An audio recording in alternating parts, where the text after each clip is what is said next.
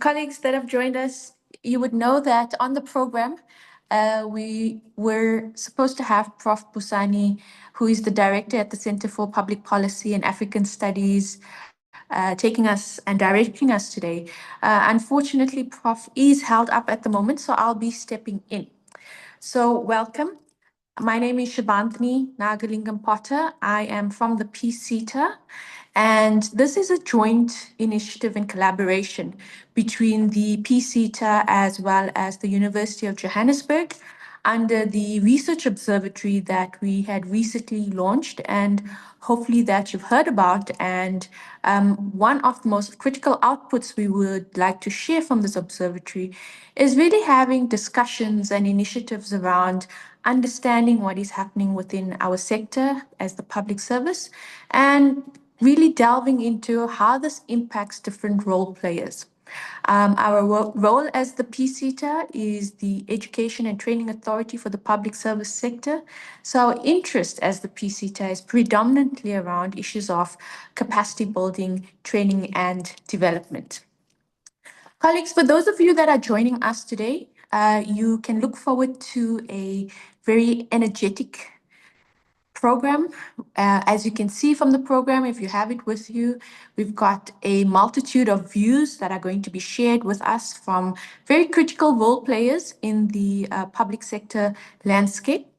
Please just take note that we are recording this session and it is being live streamed. You are welcome to access this live stream from the NSG YouTube link. And we will also, as the PCETA, be posting it across our platforms. This initiative is not being done alone. As PCETA and UJ, we have a range of collaborative partners that are joining us here today, and I will introduce you to every single one of them. Please just take note, colleagues, that you do not have access to this chat. This is a webinar that has been set up such that if you do have a Q&A, you please put it in the Q&A session, and that requires you to type in a question. I will then direct those questions to the relevant speakers. So you don't have access to mics as well as cameras for this webinar. I will now briefly take you through the program. We will start with a opening remarks from the Chief Executive Officer of the PCETA, Ms. Puntle Lerumo. Following that, we will have presentations from the National School of Government, represented by Mr. Dino Punsami, who is the Chief Director for Strategy and Systems at the NSG. Following that, we'll have a presentation from Professor Maseru Mule, a well-known academic and figure. Today, he is wearing the hat of the National Planning Commission. As colleagues may be aware, he is one of the commissioners that has been quite active at the NPC in terms of public sector issues. And following that, we will then have a presentation by Prof. Somadoda Fikeni from the Public Service Commission, who is the chairperson of the commission. We'll then break into a panel discussion, and here the panelists that I've already introduced, the speakers will be joined by the PCETA Accounting Authority chairperson, Dr. Kennedy Maimela. After that, we'll take some question and answers, and we'll move towards closing remarks. We are now at 14:05. We are ready to move to the next segment of this program. So please, colleagues, sit back, relax, and as indicated, please note your question and answers so we can answer all of them. I will now hand you over to the CEO, Ms. Puntle Lerumo. Thank you. Thank you, Program Director, Ms. Shivantini Nagalingam Potter. And good afternoon, colleagues. Let me first acknowledge the presence of the PCETA Accounting Authority chairperson, Mr. Kennedy Maimela. He'll be joining us shortly. Mr. Dino Punsami, Chief Director, Strategy and Systems at the National School of Government. Professor Maseru Mule, Commissioner at the National Planning Commission. We've got Professor Somadoda Fikeni, Chairperson of the Public Service Commission. He'll also be joining us shortly. and acknowledge you, distinguished guests, colleagues from government, academia, professional bodies, organized labor, and all participants joining us online. You are most welcome to this webinar, and a very good afternoon to you. It is a privilege and a pleasure to welcome you to this important webinar that is hosted through the PCETA UJ Observatory Partnership. The topic for the webinar today is building a capable and professional public service, understanding the implications of South Africa's new public service leadership reforms for governance, leadership, and professionalization. Today's conversation, as my colleague said, it brings together some of the country's foremost voices in public administration, governance, leadership development to reflect on a matter of profound national importance, and that is how do we build and sustain a capable, ethical, and professional public service. The enactment of the Public Service Amendment Act of 2025 and the Public Administration Management Act of 2025 marks one of the most significant reforms to the public administration systems since the advent of democracy.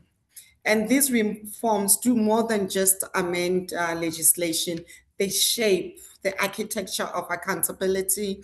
They redefine leadership responsibilities, strengthen professionalization, and reinforce the imperative of ethical governance across the public service.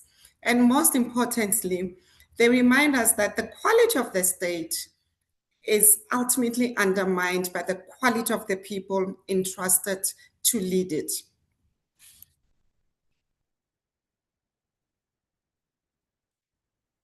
While the legislation can establish accountability and create governance frameworks, institutions only become capable when they are led by competent, ethical, professional public service who possess relevant skills for their public service, who possess values that are required to deliver for citizens. So this is the challenge and opportunity that is before us today. And our role as PCETA is really to, this webinar demonstrates the value of evidence-informed dialogue. The observatory, or the PCETA UJ Observatory, was established as a strategic partnership between PCETA and the University of Johannesburg to strengthen research, policy analysis, skills intelligence, and thought leadership within the public service sector. Our objective is not just to produce research, but we want to generate accountable evidence that informs policy, strengthens public sector's capability, and contributes to building of a developmental state. So therefore, colleagues, this observatory serves as a platform through which government, academia, practitioners can engage on emerging challenges, generate solutions, and shape future capability requirements for the public sector. This legislative reforms, as PCETA, we are of the view that they require a new response from institutions that are responsible for skills development. And that's why we want to make sure that we strengthen our role as a strategic partner in public sector development. We want to invest in stronger skills intelligence capabilities to identify current, future skills needs. We want to ensure that our sector skills plan responds to emerging competence requirements, such as HODs and DGs who are able to navigate the political administrative complexity, and other ways DGs who are politically savvy and with due regards to their mandate. We also want to make sure that the skills that are articulated or the skills that are required, we are able to start identifying them now as a SETA and not wait. We have already done that through the research partnership that we have done with the Tshwane University of technology. There's a research report that we produced as a PSETA on future skills in the public service. And some of the findings from the report identifies that the future requires HODs and DGs with multiple skills, that is transdisciplinary skills. When DGs will be able to draft policies, review legal documents, who understand risk management, who understands IT, who've got an ethical political dispensation. So it means supporting leadership development across the public service life cycle. That is starting from aspiring leaders to newly appointed managers to experienced executives who are responsible for leading complex institutions. For this reason, as PSETA, we support the development of a more integrated leadership development system in partnership with institutions such as the National School of Government, Department of Public Service and Administration, Public Service Commission, and our academic partners. So what we are trying to do is to ensure that professionalization is not simply a policy aspiration, but a lived reality across the public service. So this is a call for collective action, and the responsibility for building a capable state cannot rest on any single institution. It requires collaboration, alignment, shared accountability. So as we engage this afternoon, I encourage you to think beyond compliance and consider how reforms can become a catalyst for excellence, for innovation, and public value creation. Then in closing, as we engage this afternoon, I encourage all participants to reflect on a fundamental question, and that is, how do we translate legislative reform into institutional capability, leadership excellence, and improved service delivery outcomes for the people of South Africa? I am confident that today's discussion will provide valuable insights and practical perspectives on this important national agenda. And I would like to thank our partners, University of Joburg, National School of Government, the South African Association of Public Administration, for their collaboration in making this webinar possible. I wish to thank our distinguished speakers and all participants for joining this important conversation.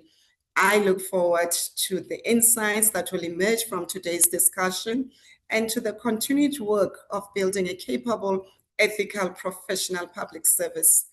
Thank you very much for joining us, and I wish you a fruitful and engaging webinar. Thank you, Program Director.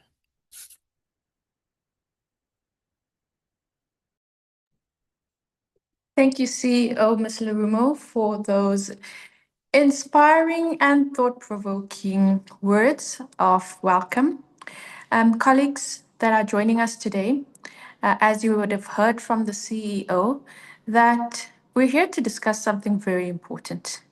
We have recently had two very critical acts that have been introduced: the enactment of the Public Service Amendment Act, as well as the Public Administration Management Act 2025, is considered by some as one of the most important legislative reforms of the democratic era. So the next few presentations coming up are intended to provide perspectives from each of the individual institutions around what these provisions mean and what are the implications in terms of leadership, governance, as well as public sector reform. I will now hand you over to the representative from the National School of Government, Mr. Dino Punsami, who will take us through the NSG's presentation, which focuses on the new legislative architecture and its implications for public sector capacity development. Ma'am CEO, if I could ask you to please switch off your video, and we will now hand over to Mr. Punsami. Dino? Thank you very much, Shivantini, and greetings to all on the platform. the participants on the webinar today, as well as the fellow panelists. Let me greet all of you. And I think importantly, we want to acknowledge, the co-hosting of this very important webinar, a very important conversation, as Shivantini has indicated. And so with the time that I have, I'd like you to just take you through some of, how we understand this new legislative architecture, not just in terms of what is on paper, but in practical terms. More importantly, so how do we build, sustain, and professionalize public sector capacity? I think we have to also, in the question that the CEO has posed to us, how do we translate legislative reform, into institutional capacity? And I hope that in the next, 20 minutes or so, I'll be able to share that with you. But I think before we look at, South Africa looking sort of inwardly, I'd like to just take a moment to share with you the global context. And I think it's important to situate this conversation within this global context. The Chandler Academy of Governance, which is a partner of the National School of Government, recently published the 2026 Global Survey on Public Sector Training. Now, 3 very important findings that have emerged from there, and I think are particularly instructive for what we are discussing today. Firstly is that the PSTIs, or Public Service Training Institutes, like the National School of Government, sit at the center of government. And that positioning is not accidental, but actually means that the training institutions are uniquely placed to be able to strengthen government performance by developing capabilities, building institutional culture, and of course, most importantly, catalyzing change. And that carries a very significant responsibility for training institutions. Secondly is that the public sector training is no longer happening in isolation. It is becoming increasingly, it is taking place within broader, more interconnected systems. And this ecosystems, precisely what we are seeing today with this webinar, with training institutions operating less as standalone providers and more as what the survey notes to be nodes within networks of knowledge exchange and collaboration. And thirdly, and probably more importantly for the purpose today, the continued evolution of these training institutes to become more connected, more digitally enabled institutions, very critical if governments are to remain effective, adaptive, and especially to serve the needs of citizens. These statements that describe the global evidence shows, what is working. And I think as part of the new legislative architecture, I think probably for the first time, we're finding ourselves aligning with this vision.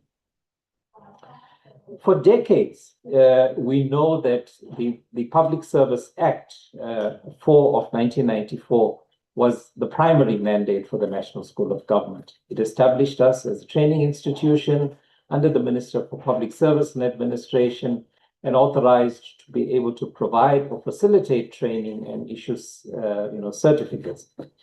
That, colleagues, has served its purpose for its time, and we think with the new mandate, we're now aligning towards this changing landscape.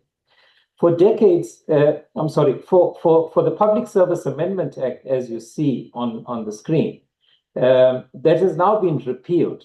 It has repealed Section 4. And once the President proclaims an effective date, in the Government Gazette, the National School of Government will no longer derive mandate from the Public Service Act. In place, it will now derive its mandate from Section 11(1) of the Public Administration Management Act, which now affirms that the School of Government continues to exist and having been established in terms of this act as a national department.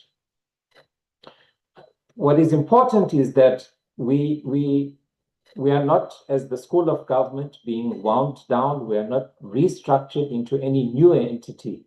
We continue as we were as a national department, but we now continue under a significantly strengthened and expanded mandate. And in the few slides, we'll be able to share with you what this looks like. when we look back, we would see from the inception of the Public Administration Management Act, particularly sections 11 and 12 of the Public Administration Management Act, which related to the National School of Government, were determined by presidential proclamation not to take effect in April 2019. That did create some level of uncertainty about the school's institutional form and mandate. And what followed from that was a period of sustained consultative engagements with the DPSA, the Department of Public Service and Administration, together with other role players towards developing our business case. And from that process, we then resolved that we needed more clarity in terms of the mandate and they expand our authority in ways that are directly relevant to this webinar. So under the new mandate, the Public Administration Management Act of 2025, I think this slide really captures the heart of the work of the National School of Government. It provides us with a very clear and consolidated mandate, and I'd like to take a moment to share with you some of those key elements because I think they do represent material shift from where we were as the National School of Government. Our core purpose, of course, now is to enhance the quality, extent, and impact of HR capacity in public institutions through education and training in order to achieve the progressive realization of a capable, development-oriented public administration. And that, colleagues, speaks directly to Section 195 of our Constitution around the basic values and principles of public administration. Now, specifically, it says that we must provide education and training across public administration. And colleagues will note that by definition in the Public Administration Management Act, public administration now means the three spheres of government. That is not discretionary for us. It means we must do it. We must provide compulsory education and training as contemplated in Section 13. We may as well work with the public entities based on request.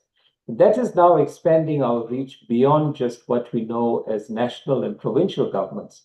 It requires that we can collaborate and enter into agreements with other training institutions, higher education institutions, private training providers. And that's an opportunity, as I said, it's part of this growing ecosystem within which we are functioning. We may conduct assessments and critically, I think, as part of the National School of Government future positioning, we may award qualifications or part qualifications on successful completion of programs. And this is an important area for us because this now starts framing the mandate of the National School of Government, moving us beyond being just a training provider, but actually anchoring the institution within this national the professionalization ecosystem that we wish to see. So what are some of the key operational changes that we've noted? There are some specific areas, firstly, that relates to budget provision, and the amendments in the section now directs that institution make the appropriate provision in their budgets for compulsory education and training. And this amendment is not just about changes towards the legislation, but creates a fiscal obligation to accounting officers to make sure that there is budget that is allocated for compulsory education and training. We now also have the authority to award qualifications under the National Qualifications Framework Act. Of course, we would need to be registered within the NQF process, but the pathway for us is now quite clear. And then, of course, the issue around compulsory training directives. The amendment now says that the Minister for Public Service and Administration can issue directives around compulsory training, and this can be done without Cabinet's approval. What this means is that there will be a much more faster time in as far as determining the types of programs that should be deemed compulsory. One of the safeguards within these amendments is that the minister has to consult with organized local government, as well as the concurrence of the minister responsible for local government on matters that pertain to municipalities. Now, here, colleagues, I just wish to share with you that our mandate, based on the amendments, are now fully aligned. This shows you the mandate architecture of the National School of Government, drawing from the Constitution, drawing from the Public Administration Management Act. And for the first time, we can see that now the National School of Government does on the ground is now fully aligned with what the law says we must do and may do. That we may offer and award qualifications, that we must foster collaboration, that we must serve the three spheres of government and organs of state, we must support institutional development, conduct assessments and examinations, and underpinning all of this here is the issue around the quality, extent, and impact of HR capacity in public institutions. This alignment is the platform from which the National School of Government is building itself and positioning itself. Now, here, colleagues, is the proposed learning pathway framework for the National School of Government, and that in many ways gives practical expression to the mandate for which we are pursuing. It maps out programs that we need to focus across various entry points, various career stages, and the levels of responsibility from induction to foundation programs through to senior leadership development. This will ensure that the NSG's offerings are not just a series or a collection of disconnected courses, but creating a very coherent developmental journey that public servants can follow across through their careers. The new legislative authority to award qualifications significantly strengthens this framework that we want to build, and now can offer us the ability to provide pathways that can lead towards formally recognized credentials at multiple levels, within a public servant's career. So what does this mean concretely for public sector capacity building? The significant implication, I think, when it comes to the Public Service Amendment Act are the devolution of powers to accounting officers. And for that reason, the heads of department now carry direct responsibility for their department's capabilities, compliance, and performance. As you will know, in terms of the PFMA, all accounting officers have delegated authority. The NSG must now look at this in light of these devolution of powers to accounting officers, and how do we support these accounting officers to ensure that this expanded authority that they carry, that they have the necessary capabilities to do so. And this may very well extend to the entire senior management service. The second implication for us, of course, is that we now need to have a dedicated focus on local government. The PAMA amendments create this formal mechanism for which the NSG can direct compulsory programs to municipalities. And this, of course, is new territory for us. We do have a suite of programs as the National School of Government, but we need to find ways to mirror what we offer at national and provincial government to what we do at the local government level. The third, as I've indicated, are the extension of our reach to public entities, and it means that we must ensure whatever we offer, they are available to the entities outside of what we know to be the mainstream, public service. Fourthly, of course, we have direction from our cabinet that says we should expand the number of compulsory programs, and we must do so to ensure that under this new legislative framework, that we continue with this expansion.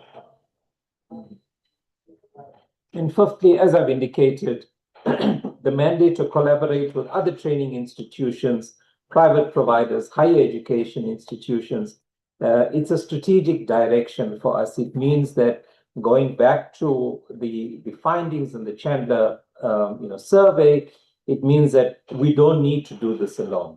This is part of the ecosystem. It means that the full scope of public sector capacity building does not need to be done by the National School of Government, alone, or by the PCETA alone, for that matter. It means that we have to work within this broader ecosystem. I want to just share, very briefly the governance dimension, because of course, these are legislative reforms. And as the CEO says, look at how we translate that into institutional capability. So we have to think about how do we reshape the public institutions. And so importantly here, Section 195 remains the key for us when it comes to sort of anchoring the work that we do, the basic values and principles that deal with issues of accountability, transparency, responsiveness, and so forth. They do not change. It means that we have to continue building on that. But what it means from the 2025 amendments is that we need to find ways to operationalize these principles through the institutional mechanisms. And as I said, the issue of the devolution of authority to accounting officers means that we have to look at this within the broader, systems level, not just purely from a, skills compliance, point of view. The compulsory training, directive means that we have to look at when those gaps emerge, the governance system is now able to respond faster and more responsive. And of course, the political administrative interface now means a separation from the political direction, from professional administration, now places newer demands on senior managers in terms of their, sort of exercise of administrative neutrality with confidence that they have to share. For local government, it is of course equally significant. We now have the authority to determine the compulsory programs. It means that the accounting officers, even municipal managers, will need to embed these requirements within performance frameworks. And that is not just a governance obligation, it's part of what has to be done from the legislation. The capable state requires capable leaders, and this new architecture is not just the backdrop to our work, but it is the operating environment. And public servants, it means at all levels, must now lead with both the legal and professional literacy to be able to, to fulfill all of our service delivery imperatives.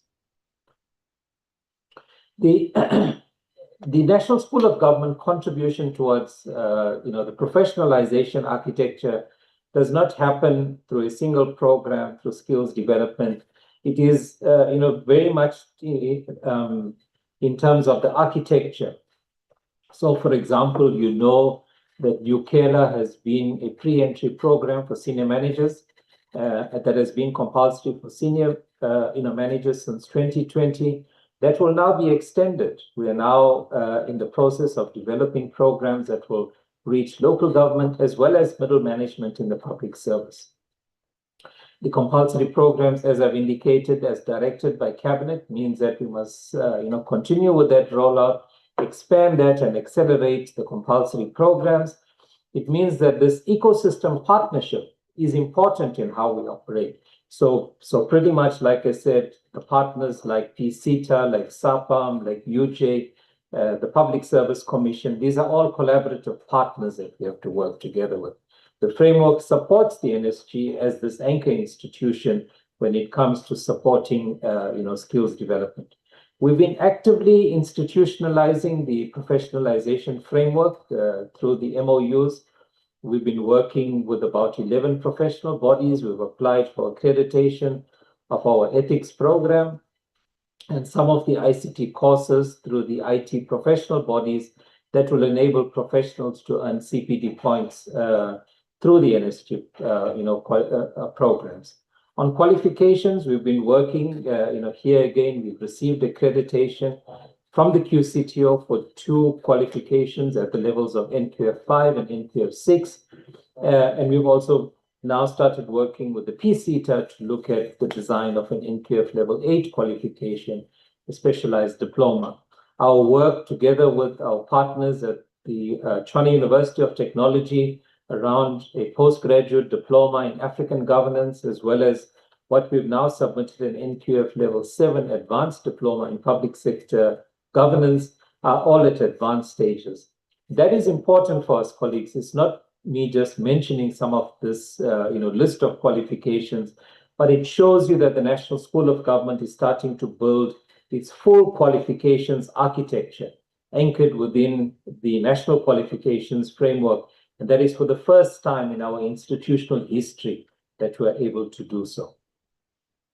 Now, they say, that a picture tells 1,000 stories, 1,000 words. And I want to share with you very quickly in these pictures. I'm not going to speak to each one of them. As you can see in the images there are partnerships with Huawei South Africa. We have worked with the Northwest University on the advanced diploma. There's work that we do on the art of facilitation with traditional communities in the Vhembe district. There's a youth symposium to empower young people, the leadership development, ethical leadership development, the Global South Dialogue, working on the role of media and public institutions. And the next slide as well, you will see some of the other images, the role of men in transformational leadership led by our Minister Buthelezi, the Public Sector Trainers Forum conference, which we held, an induction program with the ETDP CETA, an international learning exchange on water and waste management in Singapore, and the economic governance program. Part of me sharing all of this with you is not to say that these are isolated events or these are events that we are showcasing, but an important part of a strategy to work across sectors, to work across government, and to work within communities of practice. What you see there are some of the boards of entities that we have been working with towards inducting them. And this is the work of the National School of Government colleagues, because it shows you that the breadth of the work that we do as the National School of Government is now spanning across topics, it's spanning across geographies, it's spanning across institutional partners, and it's starting to reflect this ecosystem orientation that both the new legislation is asking for, but also the findings from the Chandler Academy of Governance. And so similarly, when we move ahead, into the next slide, as we look at the road ahead for us colleagues, we see this new legislative architecture not as a future prospect. It is here. It is the present reality for us, and it's a clear mandate for the National School of Government and for the public sector on how to accelerate professionalization across all sectors. But as I said, it is not about the National School of Government alone. No single institution can carry this alone. The future of public sector capacity development is ecosystem-based. The NSG must work, it must build, it must deepen relations with other institutions, the CETAs, including the PCETA, the professional bodies, higher education institutions, private training providers. It is only through that deliberate, structured collaboration, grounded in the shared commitment of building this capable, developmental, professional public sector, that we will be able to scale the impact that our citizens deserve and that our Constitution demands of us. So, Shivantini, thank you very much for the opportunity to have the National School of Government on the webinar, and we look forward to the panel discussions. I thank you very much.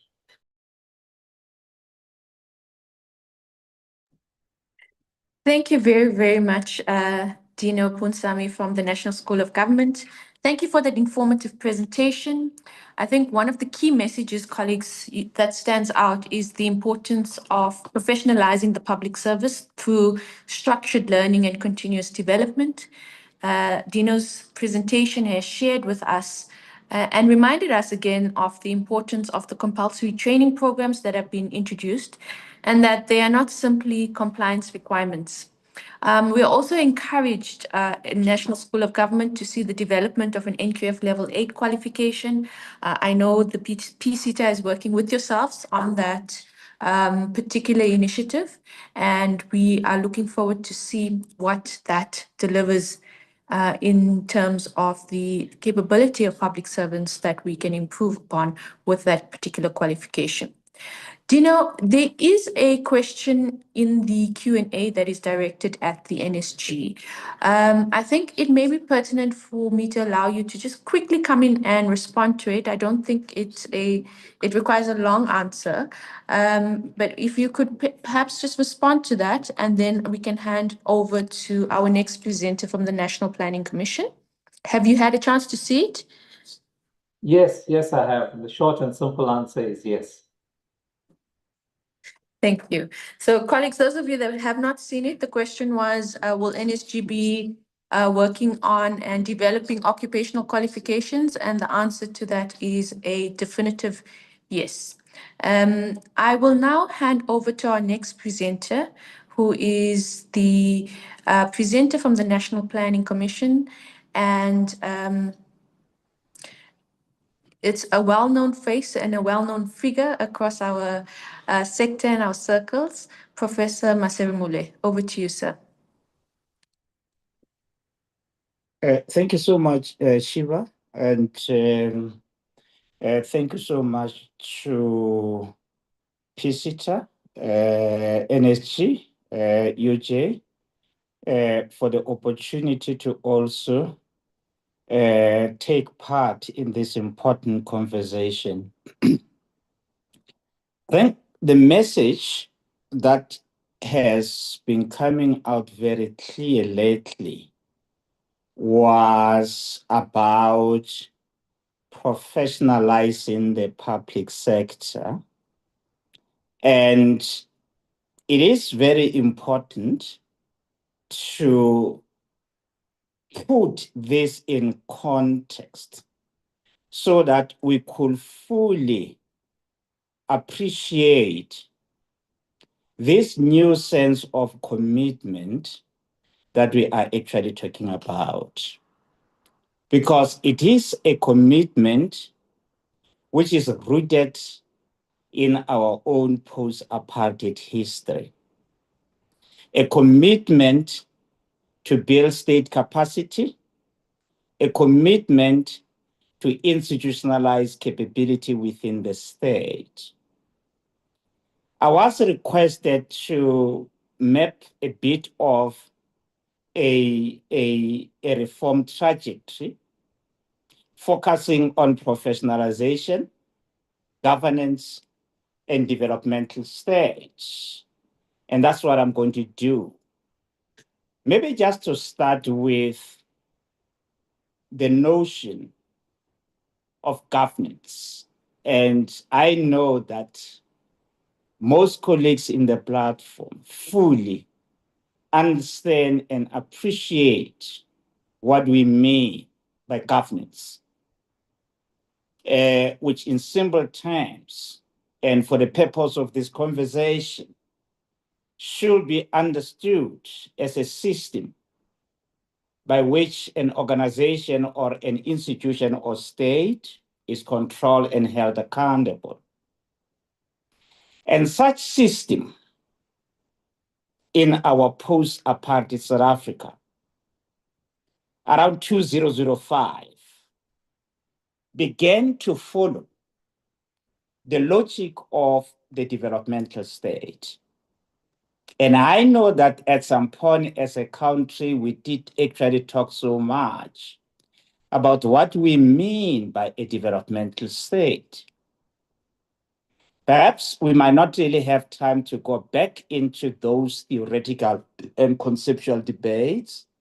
However, also, I just want to say that perhaps for the purpose of this conversation, let's understand a developmental state as a type of state that sets a long-term vision, mobilizes resources, and coordinates the public and private sector to transform society.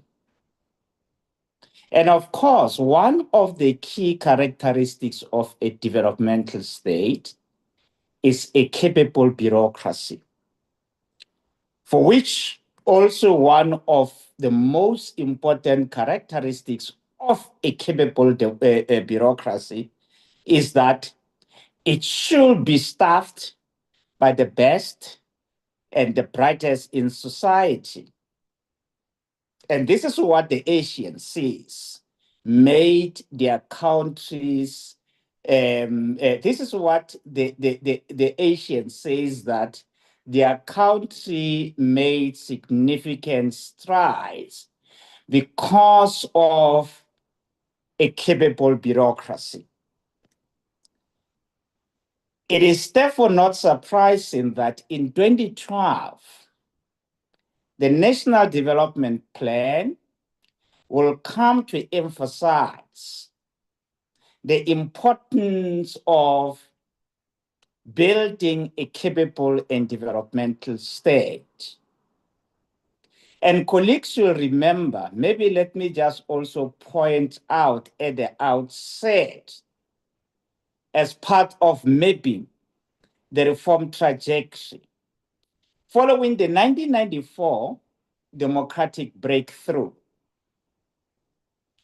the focus in terms of our reform agenda at that time was rather more on democratizing governance rather than institutionalizing capability in the country's public administration. And this was necessary to transform the apartheid bureaucracy. Hence, if colleagues will recall, during the period 1994 to 1995, the focus of reform was on merging racially segregated administrations. In other words, reforming state administration by integrating former British colonies with homeland territories to establish a unified public service. Immediately after this, between 1996 and 1998, the focus in terms of the reform agenda of the post-apartheid state started to be more on policy reform. In other ways, reforming or rather transforming the policy itself. And insofar as the reform of the policy was concerned, particularly as it relates to the professionalization, you will realize that the antecedents of what we are actually talking about now as professionalization endeavors can indeed be traced to the policy reform of that time. And also as a further attempt to try and map the reform trajectory. From 1999 to 2004, we saw more effort being devoted to service delivery. In other words, the administration of the state had been integrated to constitute a unified public service. The policies had been reformed, and now the policy intonation started to put more emphasis on service delivery. And from 2005 to 2008, another important trend emerged where the policy thrust appeared to have shifted towards the notion of a developmental state. From 2009 to 2017, significant efforts continue to be made to enhance the state's capacity to deliver. And that also continued even from 2018 to date, where the policy language has increasingly started to focus on building a capable, ethical, and developmental state as emphasized in the National Development Plan. I'm saying all these things, colleagues, to underscore the fact that what we are talking about, the epoch in which we find ourselves as a country in terms of doing what we are doing to build state capacity, is a commitment that we made from the very foundation of the post-apartheid state. In other words, from the very inception, in the making of the administration for the post-apartheid state, we made it very clear about the type of the public service that we want.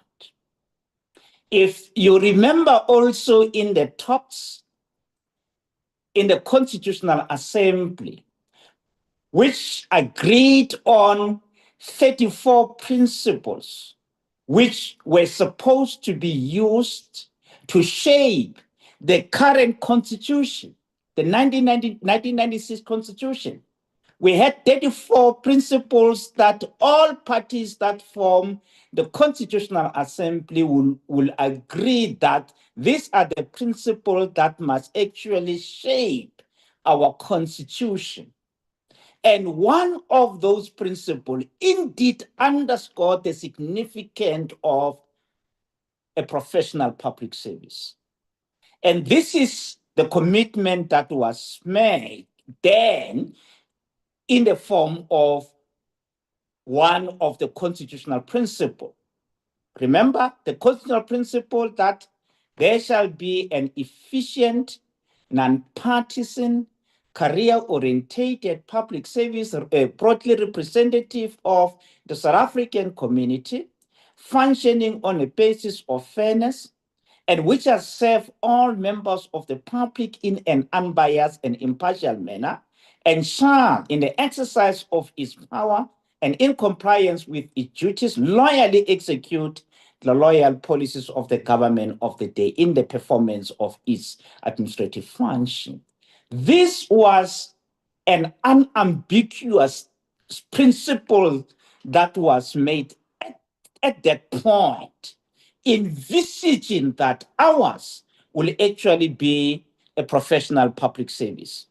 And consequently, this principle shaped the content of the 1996 Constitution, which came into operation it came into operation in 1997, but remember that the Constitution was actually accepted by the Constitutional Assembly in 1996. The specific principle is the one that shaped Chapter 10 of the Constitution of the Republic of South Africa, which prescribe basic values and principles of public administrations. And these basic values and principles of public administration lay the foundation for the professionalization of the public service. And the NDP will later strongly emphasize the need for the professionalization of the public service. That is why it called for the state to take action to professionalize the public service.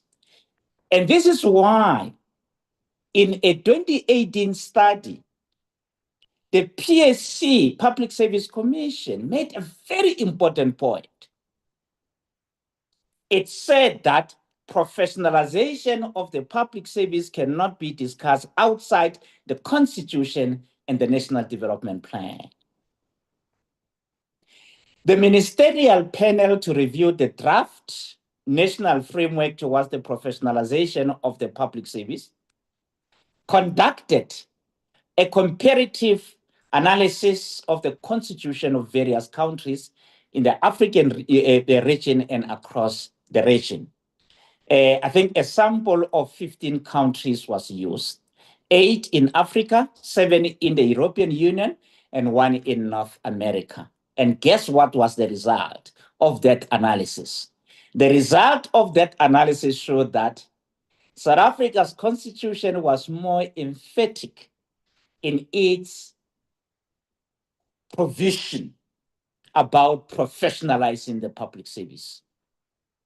So what we are saying is that what we are doing now in terms of building state capacity through the professionalization of the public service is a commitment, once more, just to reiterate the point that I made earlier.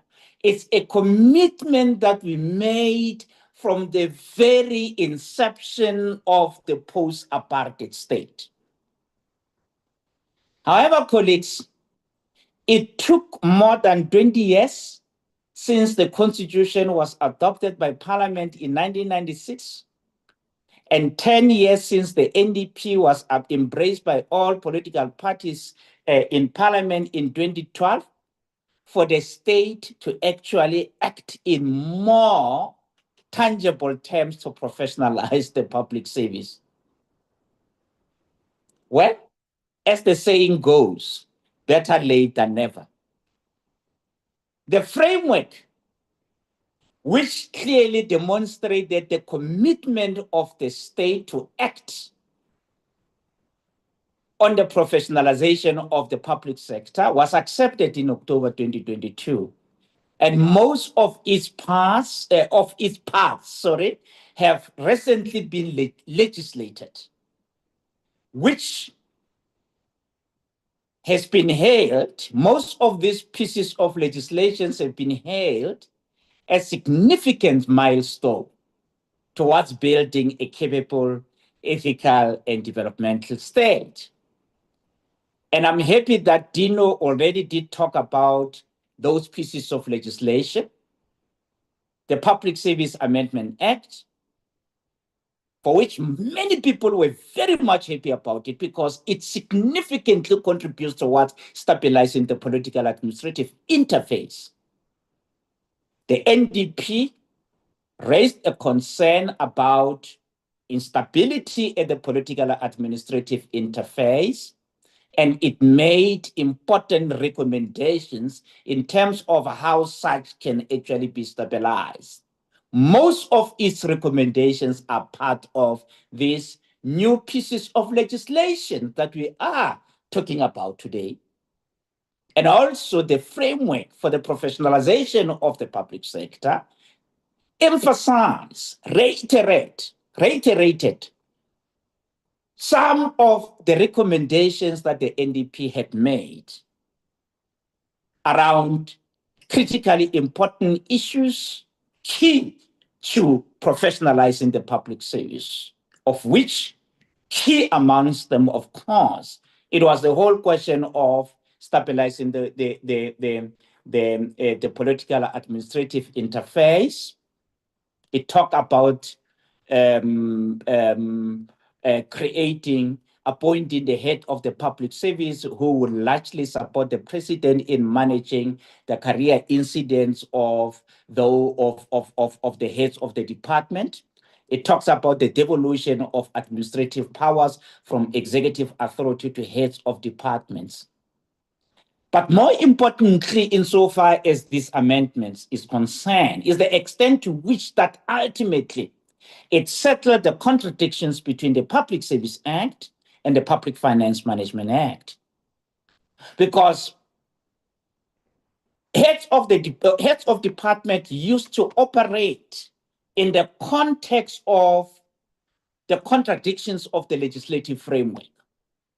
In many ways, the Public Finance Management Act will give the DGs more powers in terms of managing their departments. Yet, on the other hand, the Public Service Act will say that such belongs to the minister, and that created some kind of a contradiction. So it is good that ultimately that devolution of administrative powers went to the heads of departments.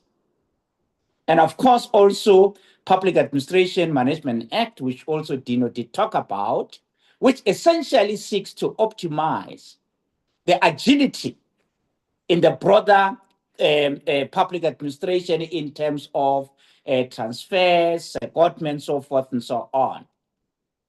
And we do also have the Public Service Commission bill, which went through all parliamentary processes. It can actually be enacted by the president at any point, at any time, which essentially also seeks to formally give the Public Service Commission the power to enter into the local sphere of government and other public entities. That used not to be the case because the public service was defined in narrow terms, and that would necessarily also limit the extent to which the Public Service Commission could go in terms of monitoring and evaluating the performance of the administration of the local sphere of government and also of many other public entities. But also the Public Service Commission bill, it deals with quite a number of critically important issues of trying to strengthen the Public Service Commission. The key provision there is insofar as its attempt to create, to take the administration of the Public Service Commission from the Public Service Act. Very interesting developments there, of course, also including regulating the appointments of the commissioners. Colleagues, these pieces of legislations are very progressive, but they are not a panacea. A sense of ingenuity and commitment is needed to make them work for the purpose for which they were created. And that is essentially about consolidating our efforts to professionalize the public sector, lest we have another profound idea, but slack off on following through. Perhaps let me move towards the conclusion by making the following proposition, particularly as they pertain to how we should actually understand professionalization, because there are many ways that people define professionalization. Some people will define it as belonging to a professional association. Some people will define it, in many ways. So I just want to make a proposition that perhaps we should understand this professionalization agenda as the commitment to institutionalize capability within the state, and also as an attempt to ensure that the public service assume an ethical disposition and how it conducts itself should always be shaped by public administration norms and standards, and such should even go to an extent of shaping our habits, our practices as public servants. And I am emphasizing all these things to make this simple point that professionalization should, at the end of the day, be about optimizing efficiency of the state in providing the public good. In other words, a professional public service ought to be conscious of ethical impulses and the moral vision of democracy itself. Colleagues, with this conception, I want to argue that professionalization is not just simply about the instantiation of prestige, status, professional class, or elitism, but the pursuit of public interest.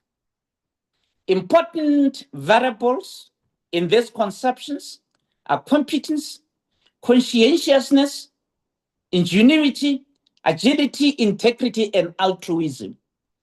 The interplay of these variables in defining the professional essence of the public service should be in a way which accepts the virtue of humanity in the conduct of public affairs.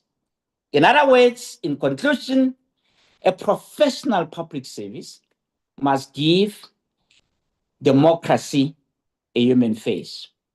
Thank you so much.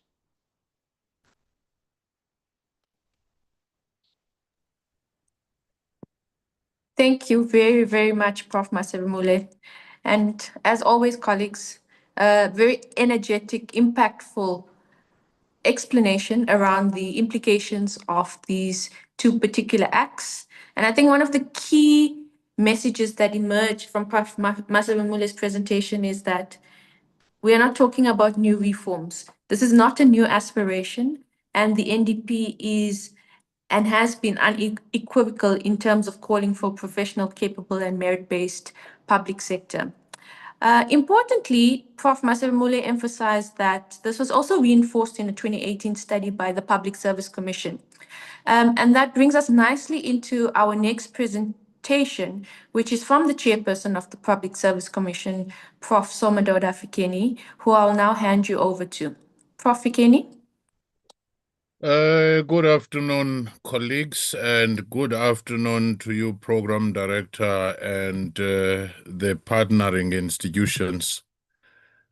One wonders what more can one add when such eloquent speakers have spoken, except to thank them for even saying things one would have wanted to say.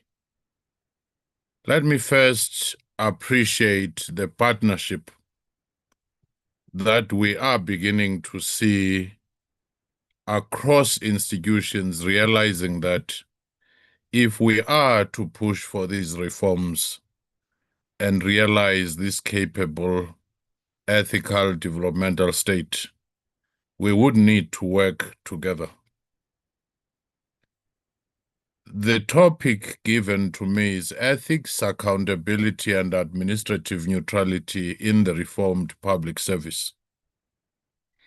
I'll highlight a few things, mindful of the fact that Professor Maseremole and Dino Monsame have already touched on some of the issues that otherwise I would have spoken to.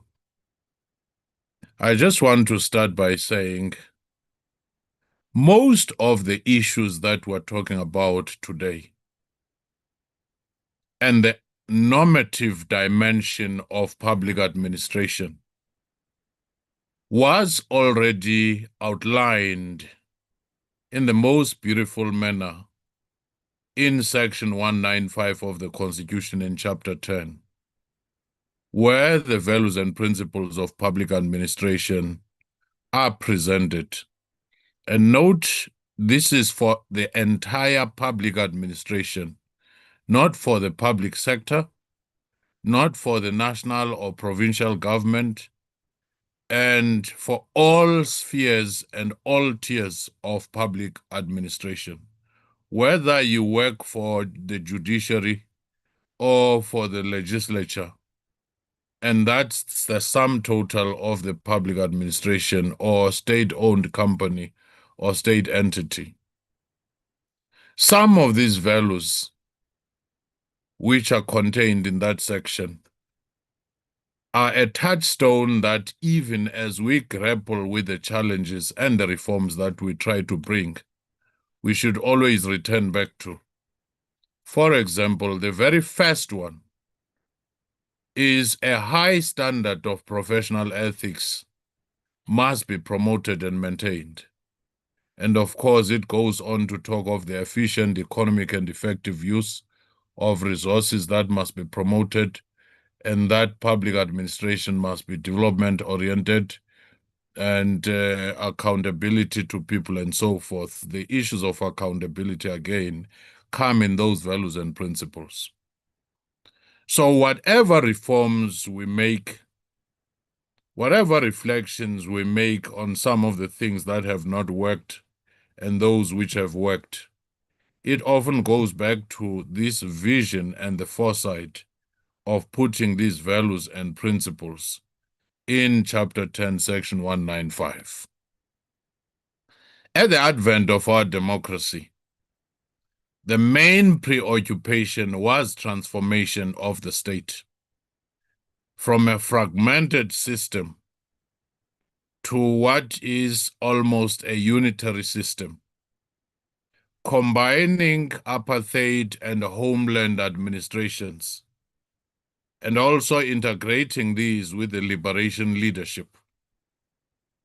That was the main focus at the time.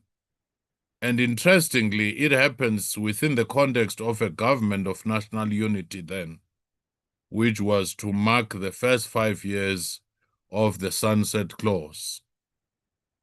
And the first 15 years of the 21st century mainly focused on the concept of a developmental state, as efforts to modernize the state, make it globally competitive, looking at the Asian tigers and other development state examples.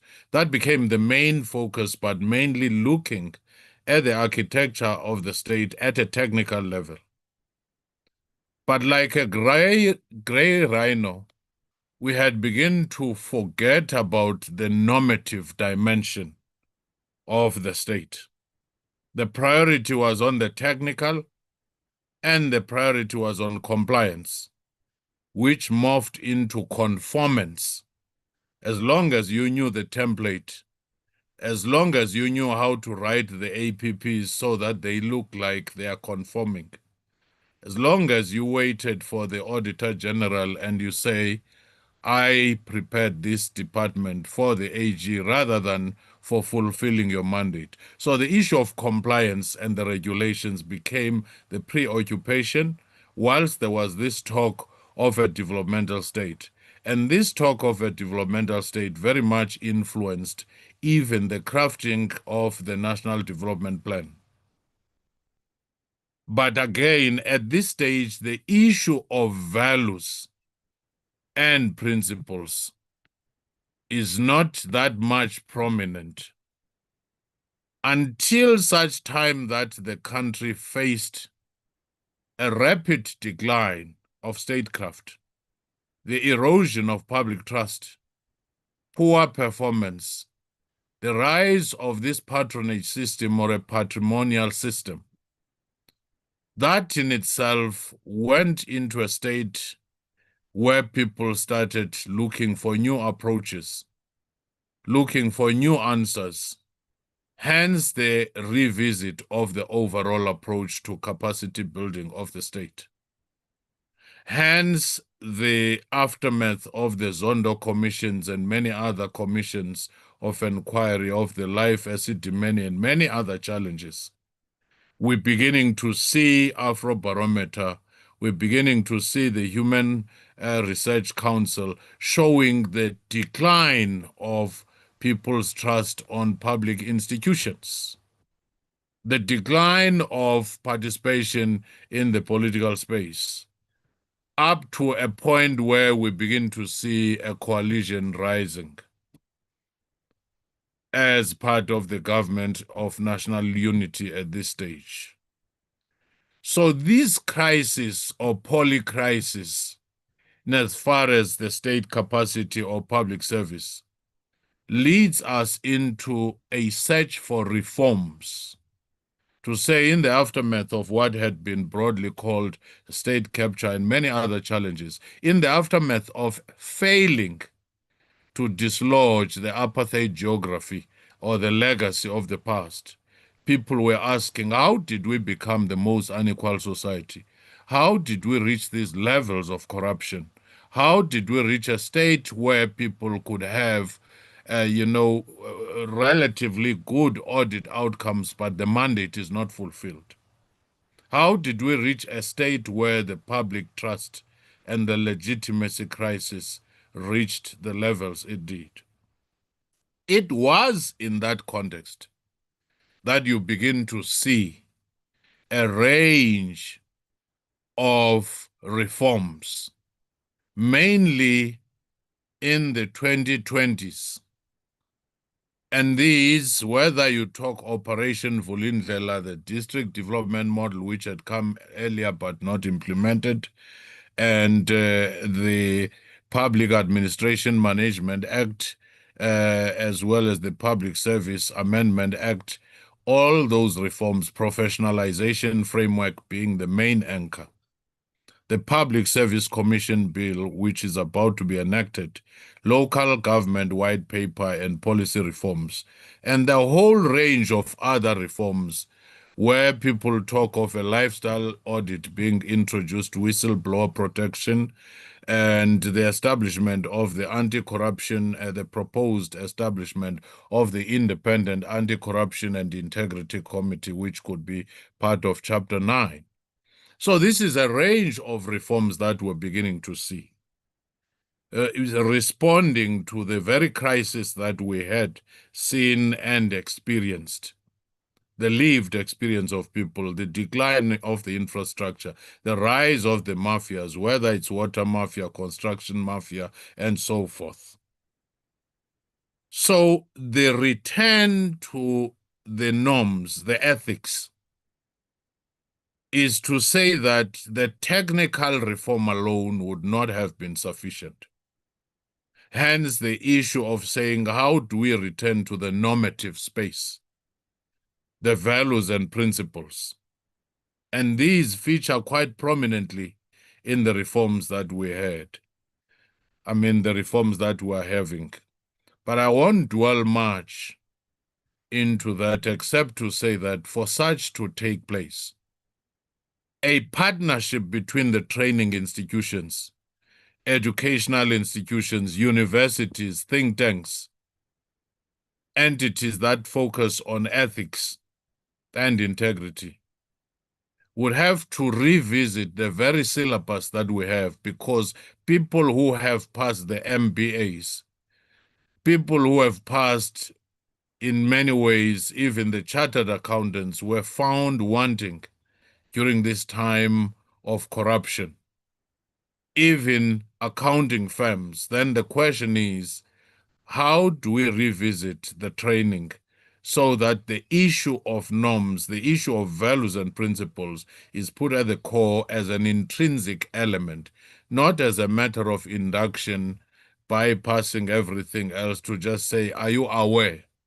But as a matter of an embedded, element of these reforms, including your integrity tests and so forth during the times of recruitment. But now, I often ask myself, given this list of reforms that have taken place, aren't we doing a disservice to ourselves by not having a single concept or term to define these reforms, whether we say in a broad sense, beyond professionalization, framework? All these things are meant to professionalize and build state capacity and have a common theme and a name for all reforms, whether it's a white paper in local government or many other things, professionalization, all the bills that we have and the acts that we have referred to. What is that hanging peg for all of them, so that the reforms have a name and they have a theme, they capture public imagination, not as 17 different pieces of legislations which are isolated to particular individual entities, but rather as a broad framework, which is a theme of a movement of reforms that we are driving. Let me quickly move into the next part. I think the sixth, now the seventh administration realized that you can no longer put at the back burner the notion of building state capacity. Hence, it became a priority. Even the one focusing on local government, in essence, it is about building state capacity, building that very same ethical developmental state. So the centrality of these as a priority of the current administration should be a reminder to all of us who operate in that space that this is a moment for us to move with speed, because we may not always have these priorities around to build capacity of the state. Now, let me then move with speed. There is another element here, the one of the political administrative interface, which had become an albatross in many ways.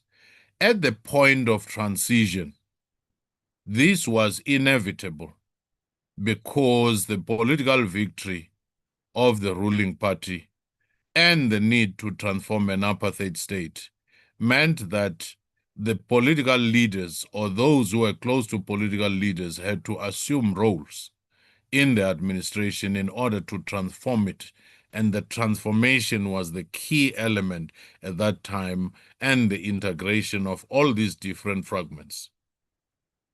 However, at the very inception of that GNU of the Mandela administration, you begin to realize that if you had an ANC minister here, or an IFP minister, or a Nationalist Party minister, when they came into office, they often identified people they knew politically or who belonged to their political structures, whether it's entities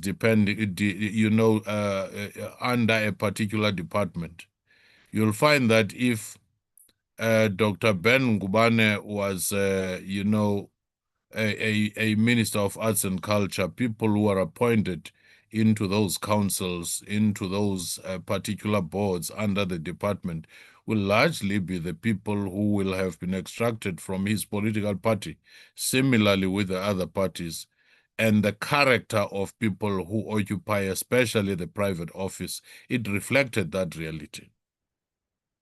And again, the issue of political administrative interface is then exposed when we look at the corruption scandals that came in, the unlawful instructions, whether it's your life asset demeni or your state capture, commissions. They show that the fusion between the political and the administration had become a big problem. Even when the ruling party then had factional battles, again, such factions and the turnover of leadership had led to a situation where the politics and the administration were feeling the impact of changes. There was no institutional memory, there was no continuity, because forever there were these changes, there were these suspicions. Some even said, I wouldn't want to hunt, I want to hunt with my own dogs. And this reached a crisis point, as we have reflected in many of the commissions.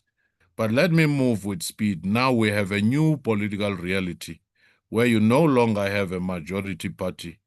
You do have a party with most vote. And that has forced us back into the GNU arrangement. Right at the time of the negotiations for the GNU government to be formed, one or two political parties were saying we would have to bring our own DGs. And that's when the Public Service Commission stood up and said that cannot happen because it is against our constitution, and it is against the very constitutional values and principles which says public administration must be broadly representative of South Africans, but more importantly, it says that it should be neutral and it should support any administration. And that in itself was going to be compromised at the altar of such political negotiations if we had allowed for such to take place. Now, fast forward, we had a GNU, and we realized that this was still a challenge in some instances. Hence, there has been a talk of how to regulate coalitions, even at a political level. Now, the reforms that are taking place, which have just been enacted, like your Public Administration Management Act, your Public Service Amendment Act, your Public Service Commission bill, all of them and professionalization framework are grappling and trying to put into practice this issue of separating administration from politics. And even more recently, PSC was written to by Bantu Holomisa, the DA, and other parties had also complained about the issue of the study groups, where leaders of departments are invited by a political party to come and speak on their presentation prior to them presenting. In cases where you have a minister from another party and you are a DG who was there, surely you'll be viewed with suspicion, because you'll be told you had gone to these secret meetings, most of which normally take place at night. And that in itself is creating challenges. It would have been preferred, as we stated in that advisory, that Parliament itself, because this is a political space, ought to regulate this particular exercise. Ideally, political parties ought to be calling their ministers or deputy ministers to say, can you come and explain to us this presentation? But if they say they are technically not equipped to do so, then it says something about the people in the respective departments. And besides, this particular interface between public servants and the political actors tend to venture into the space where others start advising on how this presentation should be made, why this slide should be removed, and so on. So that in itself, I think we said we are urging Parliament and the political actors to look into the matter and just regulate the space, whilst the issue of accountability and transparency should be amplified as we deal with this particular matter. So that's what the advisory was giving. And lastly, the issue of accountability ecosystem. I emphasize the word ecosystem. Many people often ask why AG is not succeeding in implementing its findings, why PSC is not succeeding in implementing, why PP is not. How the Constitution was designed, it was never meant to be any selfie or single player doing these.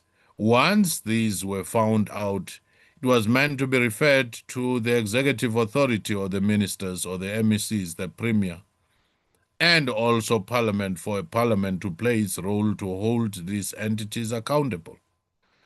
And that is how the Constitution had crafted this. No single entity was to start and finish the process of accountability on its own. That's why the ecosystem at the level of induction and training. And I even asked the question whether, like other countries, I visited Vietnam and I saw that they do not induct people, they train people. Those who are to go to the cabinet, they are to go to the boards, sometimes for months. They are being prepared the same way as you would for your ambassadors. And after that period, they bring them back to assess how they've done and train them further. So the issue of accountability ecosystem will depend, even with our increased powers, such as your AG now can issue those certificates of debt to people who have ignored some of the remedial actions or what ought to be done. And even with the case law that gave more power to the public protector and the new policy muscle that PSC is going to be given, that ecosystem will not be sufficient without all role players coming to play. Perhaps by default, the very coalition arrangement of the GNU, that you have one minister from one party, another deputy from another party, chair of the committee from another party, chair of SCOPA from another party, and so forth, and even sometimes struggling now to have the budget passed. That might be a space of a new possibility and new horizons of accountability because parties now are checkmating each other. As long as that is done with a level of maturity instead of filibustering or trying to frustrate anything because it comes from the other party, there must be a sense of patriotism at another level. So to me, I do think that when we talk of accountability ecosystem, all these other things such as your Madlanga Commission, the reforms that come, the whistleblower protection, the issues such as your anti-corruption hotlines being enhanced, your lifestyle audits, integrity tests, all those things combined with a new law enforcement system that is not compromised as we see now will go a long way to improve our accountability ecosystem. But what is most important now is to say, on the issue of character, on the issue of ethics and norms that should be there in public service, the biggest challenge is how do you change most of your 1.7 million public servants from the systems and the ways of thinking where conformance was the main thing, where the issue of templates was the main thing, into loosening from that and embracing the new systems? What strategies could be approached, could be utilized? How do we, coordinate? And also the issue of creating standardized and integrated system becomes very much important. If one had more time, we should then be also saying we must have governance foresight, strategic foresight. We should not only talk about the challenges as we see them and as they have happened. We have new key drivers, as we say in the Indlulamity scenarios. Amongst those, you do have geopolitical volatility and conflict in the country, across the world. They are going to impact on what we do. We do have AI-driven technological revolution, which can hurt or harm or can help in driving our governance systems, monitoring, decision-making, managing big data. We have the frequency of disasters, climate change, and that in itself drives us into saying, as we think of all these things, these emerging trends, migration, immigration, management crisis, which is afflicting the whole world, how do we speak to accountability? How do we speak to values and principles? How do we speak to the issue of political administrative interface, addressing the current challenges, the past challenges, but also keeping our eyes on the emerging trends? I thank you.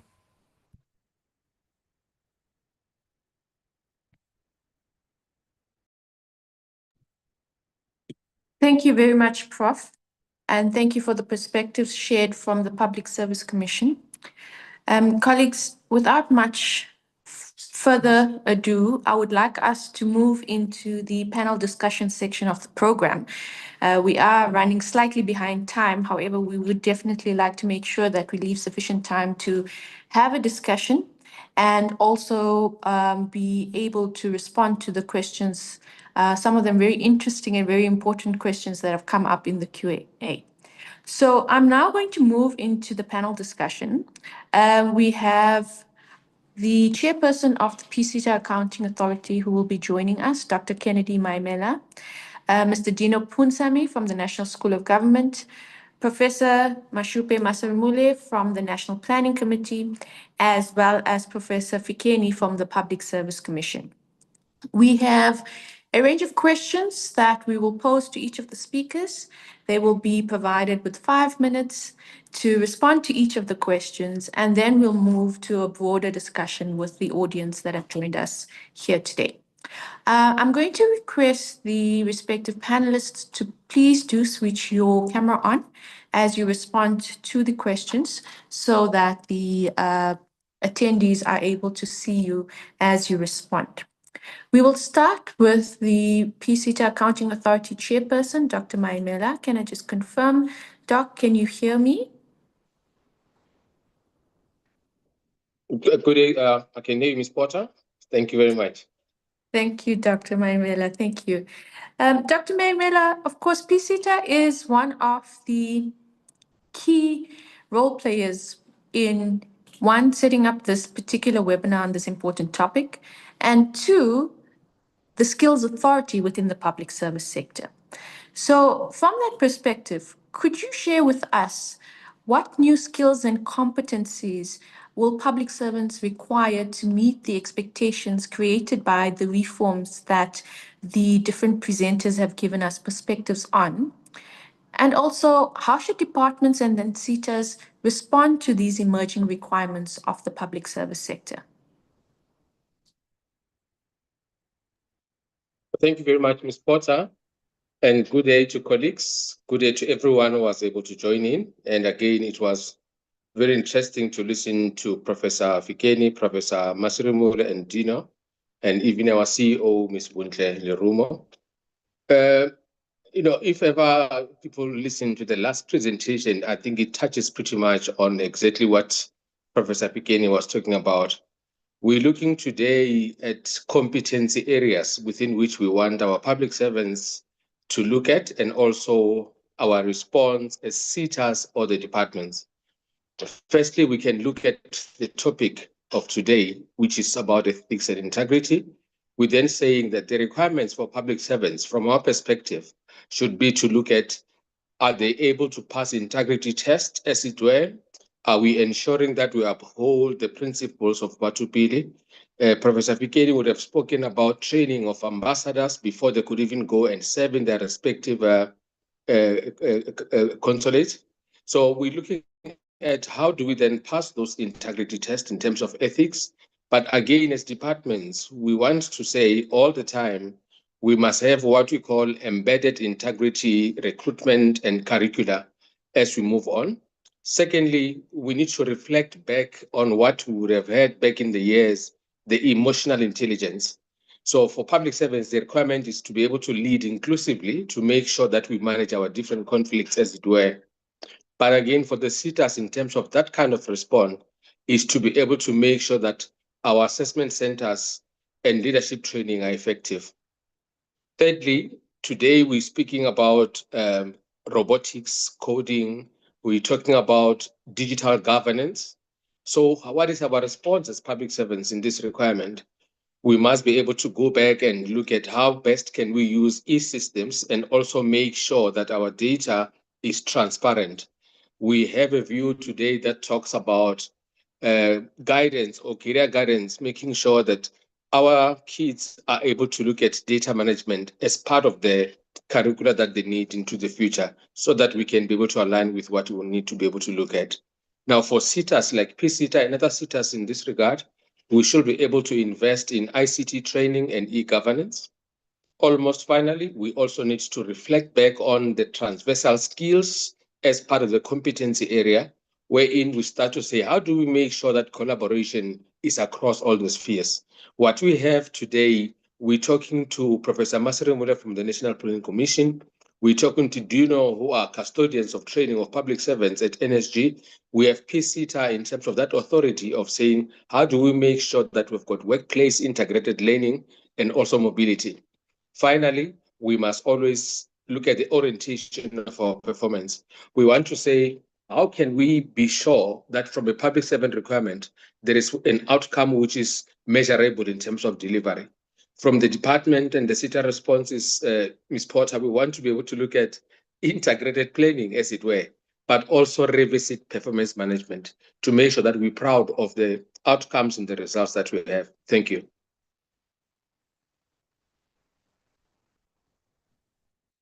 Thank you very much, AA Chairperson. And I think the responses that you provide us leads us very nicely into the next panelist. Of course, as the authority, as PCTA, we identify the skills, the competencies. You've spoken about the e-systems and data management types of skills that we need to ensure is in place across the public sector. So here we have the National School of Government. And Mr. Punsami, I'd like to pose to you, what practical changes should we see the NSG coming out with in terms of some of the skills and competencies that Dr. Maimela has spoken about? And what do we expect to see from the NSG in terms of training in leadership development, professional development opportunities, and so on?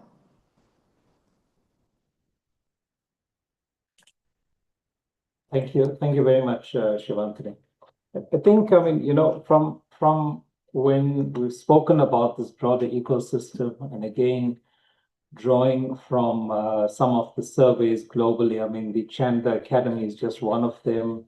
We work with the OECD network of schools of government. And I think the issues that we face as the National School of Government are very similar across many other training institutions, schools of government globally.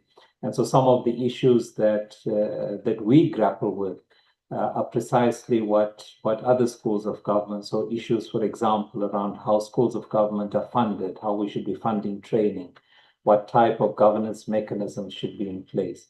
I think practically for us, what we are seeing is, I mean, I think the nature of training is changing to such an extent, and I think Prof. Fikeni covered it well, that you've got to find different ways with the training. And I mean, let me give you a practical example. We are now rolling out a webinar series with Microsoft as a partner. So we've come to acknowledge that as the National School of Government, we don't have all of the digital skills capabilities. We can develop programs to an extent, but the nature of the way digitization is evolving, we don't have that capability.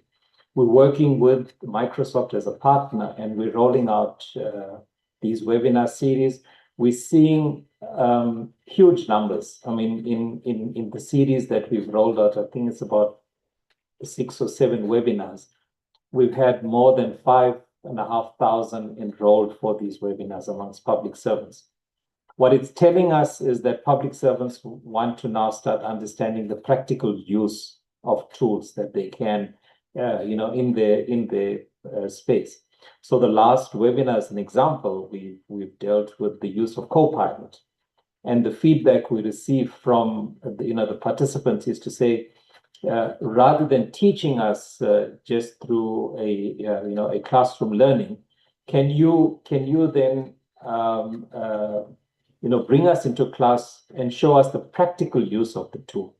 And that is something I think that is changing. So practically, that's what we are seeing. Of course, as the National School of Government, Project Kaedu, which is an important program that we roll out, it leads to senior managers being deployed to service delivery sites. We're currently busy now with a program in Limpopo where senior managers are deployed to service delivery sites to understand what are some of the bottlenecks, what are the service delivery challenges, and how do you take the learning from classroom towards unblocking that at a practical level.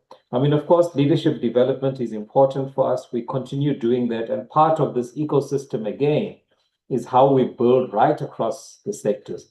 So you'll recall in my presentation, I showed you work that we're doing amongst the Institution of Traditional Leaders, which is an important system of our governance in South Africa.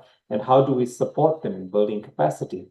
Whilst at the same time, we're able to work with youth in terms of, personal mastery skills as an example.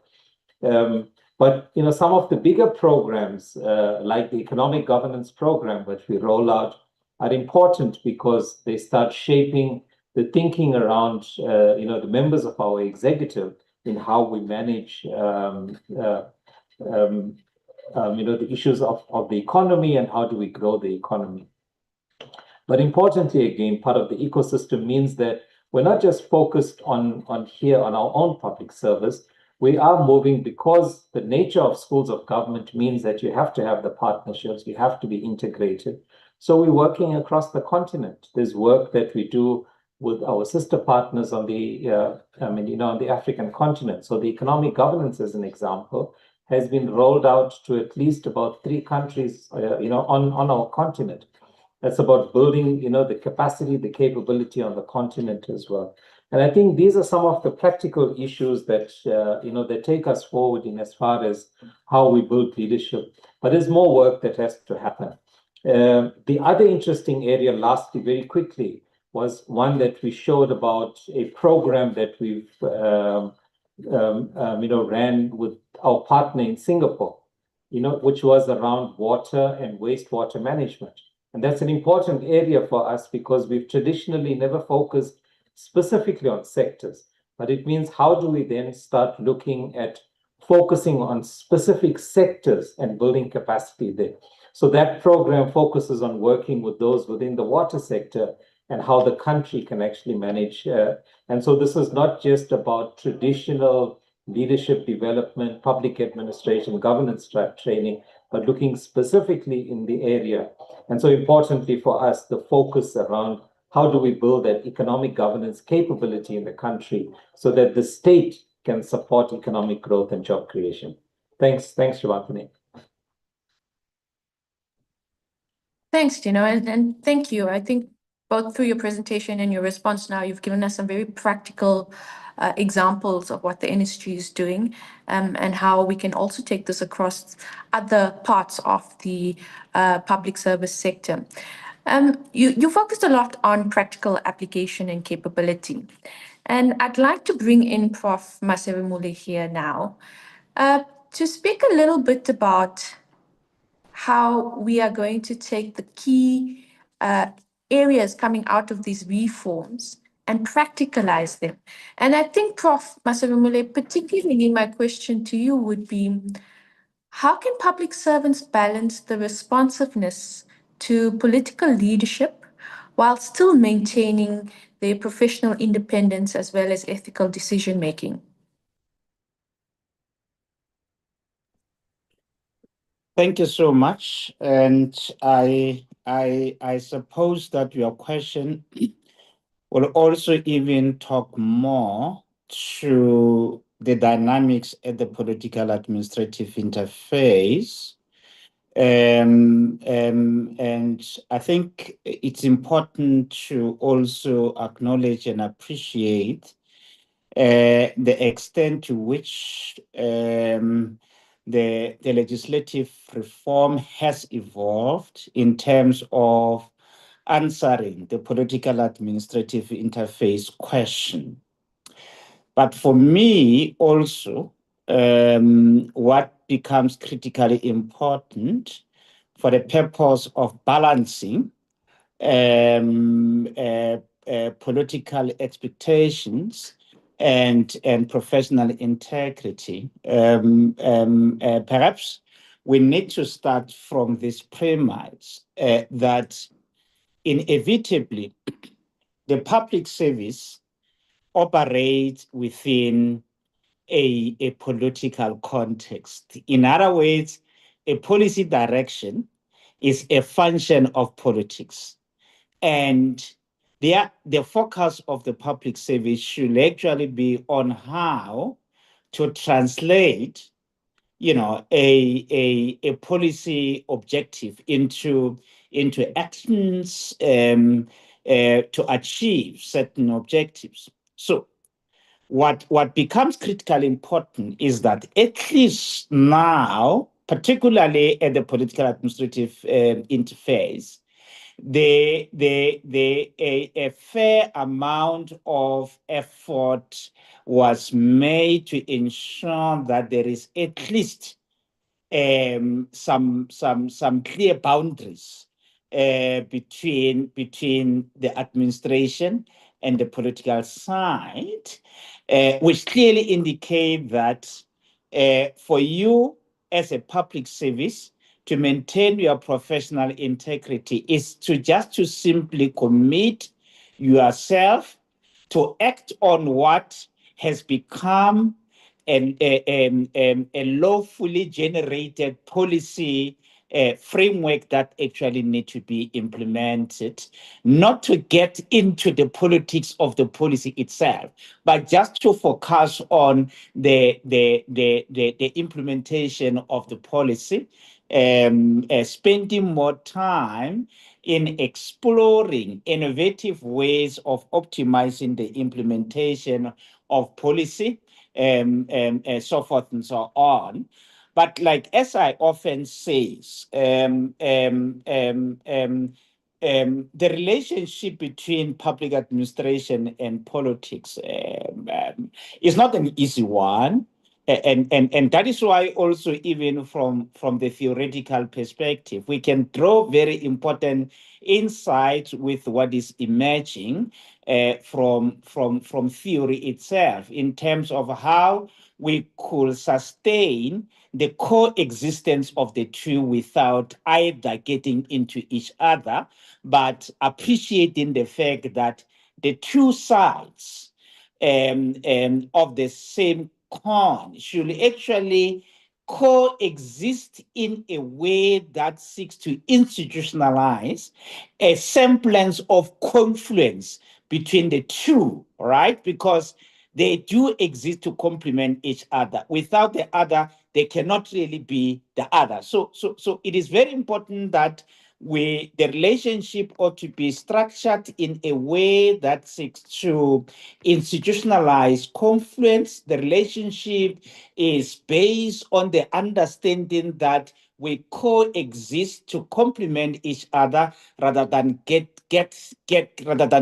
into each other's domain. And that is why it becomes critically important. And I'm glad that already the Public Service Commission has done wonderful work in that regard, and the National School of Government, in terms of ensuring that, particularly at the beginning of a new administration, your executive authorities, your HODs, ought to really be put together and be inducted sufficiently so that they could begin to appreciate each other, but also understand that their coexistence is not really to get into each other's space, but to complement each other's efforts. So there is a wonderful guide that the Public Service Commission has developed in so far as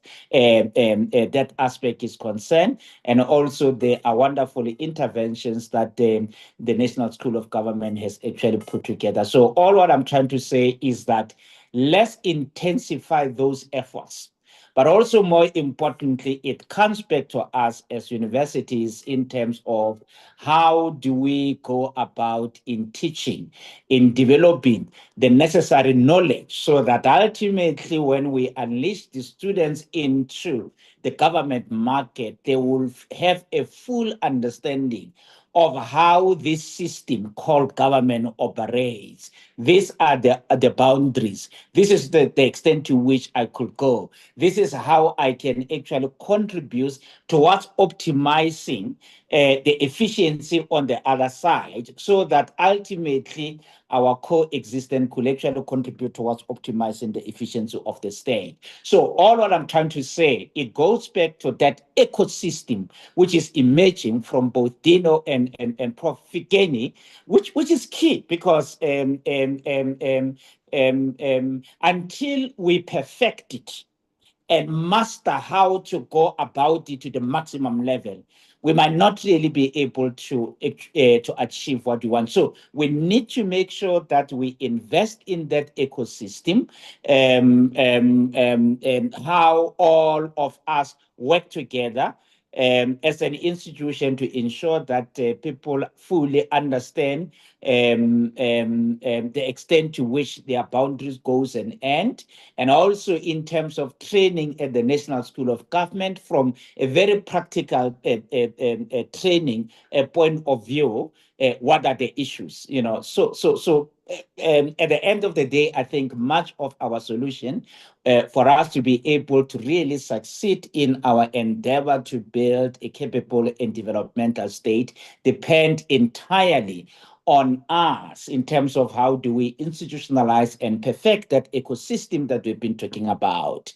I often say that if you look and analyze the framework closely and thoroughly, you realize that much of what ought to happen in terms of implementing the framework, professional framework, depends on your post-school system. In other words, it becomes critically important that as university or as the post-school system in general, we need to really start to get into that space of contributing directly towards the success of the professionalization agenda in many ways possible. So all what I'm trying to say, Shiva, is that at the end of the day, for us to succeed in making sure that ultimately people understand what they are supposed to do from the professional perspective, from the political side, we need to make sure that those people are adequately taught and trained so that they could fully begin to appreciate the extent of their boundaries. Let me leave it here. Thank you, Prof. And you've left it at a good point for us to pick up something with Prof. Fikeni around training and teaching versus behavior. And Prof. Fikeni, I'd like you to come in here to talk to us about ethical leadership. And that whilst we have legislation which can establish the rules and standards, ethical leadership is sometimes considered to ultimately be a behavioral issue. And so therefore, my question to you, Prof. Fikeni, is what interventions beyond legislation, in your view, are required to strengthen ethical leadership? And I think as a PSC, you've spoken quite extensively on this.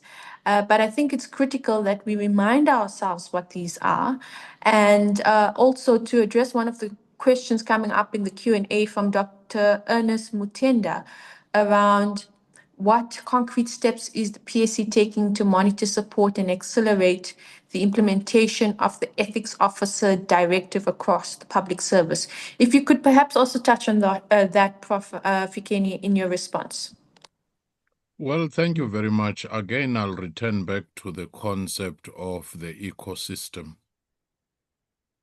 And unfortunately, I'll have to take you back to the primary socializing agents, the family,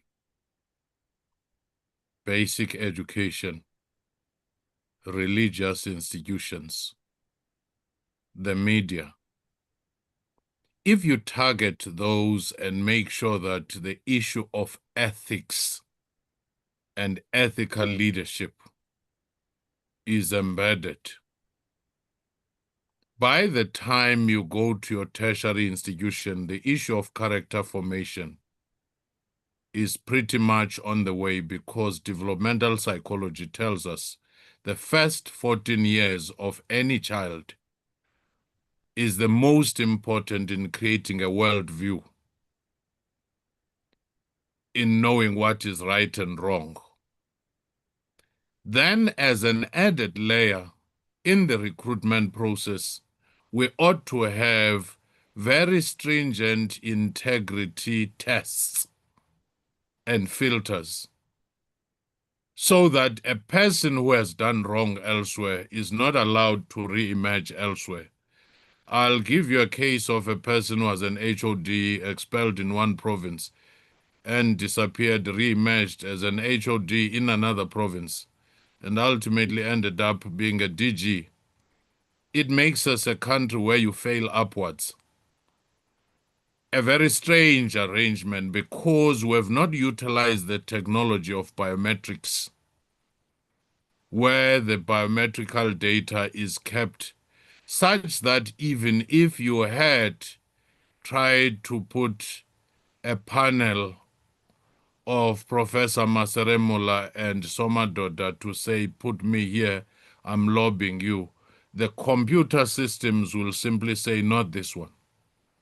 And also registering people who were about to face the finality of their disciplinary and they resigned.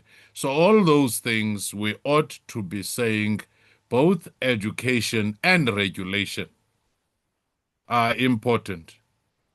But the biggest challenge now that we face, all of us, how do we convince those who are already in the system to unlearn in order to relearn new systems, to incentivize ethical conduct, and to punish wrongdoing? So that in itself, I think it's something that in the ecosystem of accountability, in the ecosystem of ethics and integrity becomes very much important. How do we embed this syllabus and these teachings in our National School of Government, in our universities, in our government schools of government, in our MBAs, to keep putting this issue of ethics at the very center, to say at times, as it were, even jobs that will be performed by AI-driven advanced computers, the issue of ethics will not be the one that can be relegated to any machine. And I often say more important, even when I used to do the training for the electoral management, officers for African countries, 34 countries that were training annually, or training the ambassadors before they go. Ethics should be about us saying you cannot externalize it. It's what you do as an individual, irrespective of where you sit in the organization or in the organogram. You don't say, I was doing it because my boss said we should do it. So that in itself, but also a societal collective psyche and collective consciousness to say, what do we reward? What do we punish?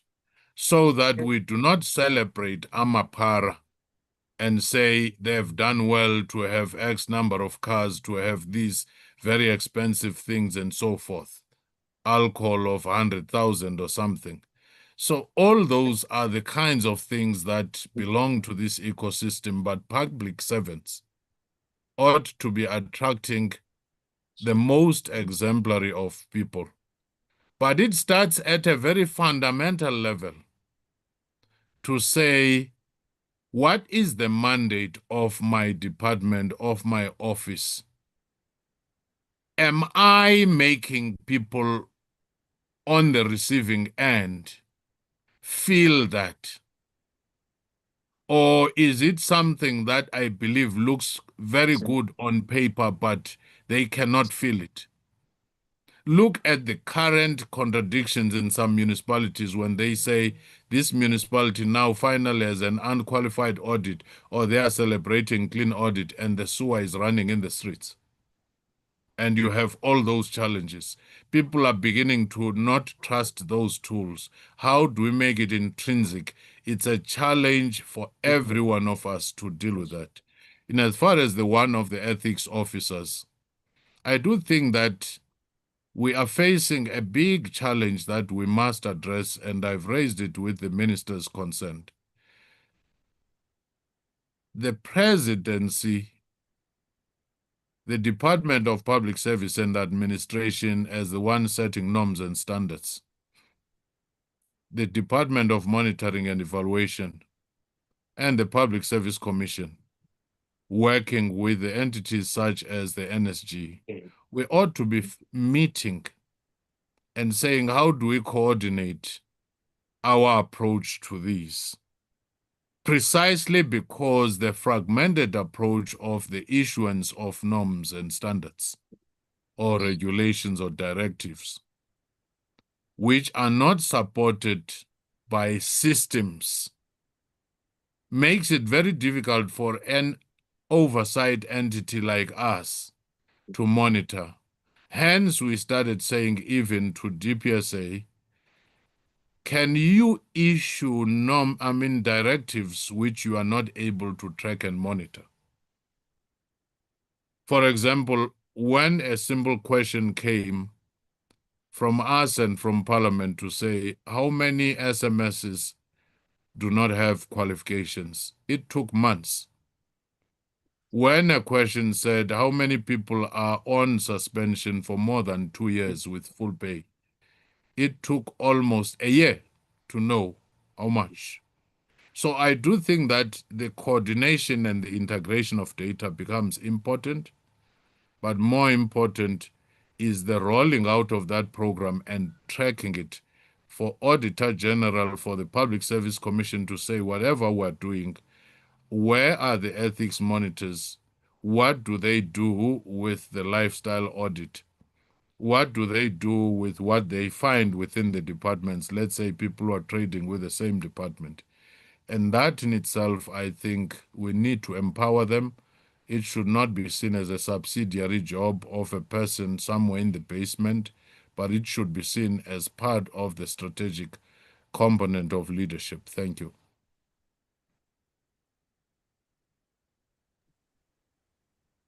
Thank you, Prof. Fikeni. Colleagues, as we're moving towards closure, I think it's important we try and get a few more questions responded to, and then we will try and ensure that we wrap up within the next 15 minutes. With that being said, a lot of the discussion around ecosystems have been highlighted here today, and it reminds us, and to the question in the Q&A from Nico around sustainability and how we require sustainable change, and in order to achieve that, we want to ensure that we have coordination across the entire system versus isolated initiatives by different role players. I'd like to bring in again the chairperson from the PSETA, Dr. Maimela. Chair, from your perspective, could you share with us some practical mechanisms that are required for departments, public entities, oversight bodies, your skills development institutions to really work together effectively? And what would that entail and look like? Okay, thank you very much, Ms. Potter. And again, I think it will touch base with the last reflections from Professor Fikeni with regards to the ecosystem that is relating to. Now, what we see happening in our public service today, it is something that says, what kind of collaborations do we need across our various institutions? Perhaps not only that, but also looking at the different roles that our institutions should be playing to make sure that we provide for practical mechanisms to move beyond rhetoric into what we call structured coordination of things in order to make sure that there is a great operation of the work that we do. Cut to chase, we look at how do we envisage a situation wherein we start talking about inter-institutional councils. In this regard, Ms. Potter, that's when we try to bring about a formal council, bringing together maybe DGs, various CSAs, CEOs, and also oversight bodies which are aligned to priorities to share progress and also to resolve overlaps, if any. We also need to start talking about shared performance agreements, wherein we then look at how we can have joint KPIs across various departments and entities, but also ensure that we enshrine accountability in a more collective way than in a siloed way. We also need to be able to go back and say, we used to have a lot of various interesting integrations. What kind of integration planning platforms can we recreate or create? We look at the digital systems perhaps to make sure that we can synchronize our strategic plans, our budgets, our HRD priorities across various institutions. Professor Fikeni was talking about a DG who would have worked in one province but emerged in another. So these are things that we want to be able to look at. We also have today, we need to be able to also motivate for what we call cross-institutional task teams. With this, we're able to then maybe create temporary teams that are going to move for what we call transversal issues. For an example, we talk about ethics training. I think Dr. Mutenda asked that question earlier on. We then want to make sure that we draw from these digital platforms to make sure that we allow our members from multiple institutions to understand what needs to happen. We also glad today we are talking to Professor Maseremole, we're talking to Professor Fikeni, in terms of the Public Service Commission, because they've got a convening role. What do they convene? They must be able to look at, as PSC, we want to empower oversight. We want to make sure that we create dialogues that are going to talk to oversight aspects of things. We also want to ensure that we've got governance bodies and skills in these other institutions so that we're not working at a cross purpose. So there's a purpose within which we start working, but we then say, who is going to provide that convening role? And Professor Fikeni, Professor Mashrumule, we are going to come to you for that kind of direction in terms of making sure that we lead to that kind of role. Dino, from the National School of Government, you are responsible in terms of what you guys do at NSG with regards to the anchoring to make sure that NSG acts as a hub for competency frameworks.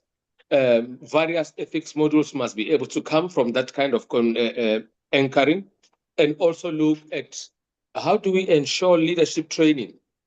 How do we ensure that us as PSETA, us as various SETAs are also included in terms of aligning the curricula of various departments? As I come close to the end, we need to be able to talk about how do we share the knowledge in terms of the networks that we have created. We want to understand communities of practice across maybe various HR units, and also look at what do we do with the finance managers in our own spaces. And finally, how do we train our providers to exchange lessons and innovations as compared to just doing training for the sake of doing that? Thank you very much. Thank you very much, Dr. Maimela, and thank you for reaffirming the PSETA's role as well as the leadership around this very important area of skills development. Colleagues, I would now like to introduce you to Prof. Busani. As I indicated when we started, he had other commitments and he was unable to join us at the beginning of this program. However, he has joined us now. He has been one of the driving forces behind this initiative, from conceptualization to working together with the PSETA and other partners to make today's engagement possible. So I'm really glad that he's been able to join us, albeit late, and that we have time to take him to share a few of his reflections. And Prof. Busani, if I could give your role back to you, perhaps also take us towards closure. All right. No, good evening, colleagues, and my sincere apologies. I was in a train and I was struggling with the sustainable connection over time, but I've been following all the conversation. The only input that I wish to make, to you, Program Director, and all the honorable guests, the chair of the PSETA that is driving this, the Public Service Commission, Prof. Mashrumule, NSG, and everybody else, is that if you listen to all the interventions made, from the professors who've spoken, and the chair of the PSETA, whose interventions make it very clear as to what the priorities are of the PSETA in the present moment and into the future, is that there is a bigger challenge from those who are in the research space or in the research or academic community, which is how do we support this reimagination of the project of building state capacity, to the extent that those who are in the knowledge generation space are not listening or hearing to what Dr. Maimela was saying, what Prof. Fikeni was saying, what Dino was saying, and Prof. Mashrumule, because he also has another cap, which is that of the being part of the planning commission. If we're not listening to that, we might as well be producing what we believe to be groundbreaking research, which may have very limited consequence or impact into what is happening in the mainstream. So mine is to argue and urge, and that the platform like SAPAM is useful to the extent that over the past few years, it has brought the academic community both academics, lecturers, as well as students closer into some of these key debates that are happening within the public sector space. And that could close the gap, therefore, between what is being researched or ideated, and most importantly, what is being taught and what is happening within the system. Because it can be very unfair to attribute some of the weaknesses in state capacity to the PSETA and even to the NSG, because in the majority of cases, this PSETA is picking up the pieces, and some of these pieces were broken elsewhere. And this is not a cop-out to say, you know, I'm mitigating on how the PSETA has been performing, but in the majority of cases, save for people who are already within the system, who might have joined before and so on, you have to do a dual role of picking up the pieces, because these people are produced by a massive system, and the PSETA, unlike other SETAs, is disadvantaged in terms of the resources. You don't have the same resource pool as other SETAs who are sending people all over the world, who are spending 300,000 rands on a postgraduate diploma, and so on. You don't have that luxury and so on. And so I am making an argument that the closer relationship that is being forged between those who are in the thinking and teaching space and those who are in the regulatory space, like the Public Service Commission, and those who are in the implementation and execution space, like the PSETA and the NSG, is very essential, because it means we will find each other in pursuit of a common goal. Because none of these things can be achieved successfully by any of the organizations acting on their own. And having listened to the chair of the PSETA, my challenge to you, Chair, if I were to be very controversial, is that in the statement made by the President in the State of the Nation address, that there has to be a rethink and the reconfiguration of the SETAs, I believe that the PSETA must be at the forefront of leading the conversation of how to consolidate all SETAs in the public sector space. You are working in a complex environment in the public sector, highly regulated and so on. You are much more networked, and that you need to be the one to say, how do we create a mega sector education and training authority for the entire public sector? Because as Professor Figeni indicated, with the two laws that have been passed, the imminent signing of the Public Service Commission Act, it means we are moving a step further towards creating a single public service, and that the PSETA can be in the forefront, therefore, of leading the debate about how we do a consolidation. Because most certainly, it is evident from what has been stated, and it is unviable that there will be a PSETA and a local government SETA. Perhaps the others, because of certain professional requirements like health and welfare and so on, might survive, but there is no reason why the HEDP SETA shouldn't be part of this mega SETA and so on. And with the kind of intellectual resource that the PSETA has got access to, there is great possibilities.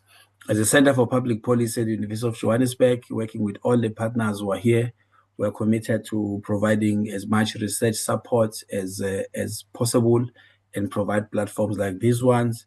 And we're excited that we are seeing a lot more, people who are interested in this, working with everybody, including the Public Service Commission. So thank you very much for being part of this. Apologies once again for joining a bit late. I had some connectivity problems in the country where I am. It is at midnight now, but I'm happy that I could join and listen to all of you.